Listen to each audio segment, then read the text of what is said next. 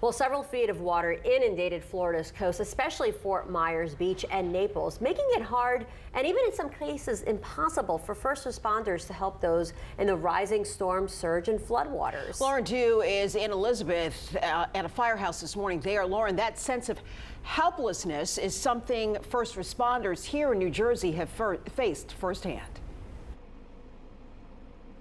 Yeah, definitely. And that's why we're in front of Elizabeth, the firehouse this morning, because when Ida hit a year ago, the Elizabeth River, which is basically just to my left, a couple of feet, maybe, 30 feet over that way, to my left, crested about 8 to 10 feet over its banks, and the firehouse suffered some damage, some equipment damage. So as we see these images coming out of Florida, especially Naples, we can't help but to feel for the first responders and what they were going through and what those that needed help were going through. So look at this video from Naples. I mean, this is just unreal to watch. This is actually from their Facebook Live. Now, they did a couple of Facebook Lives throughout the entire duration of this storm to let residents know that this is why they couldn't go help. I mean, look at this. The floodwater, the storm surge, just basically up to the tires of those fire trucks, and they're pretty big wheels. The equipment just inundated with water. And then eventually, a couple of hours later, let's say 5-7 hours later, when the waters finally receded,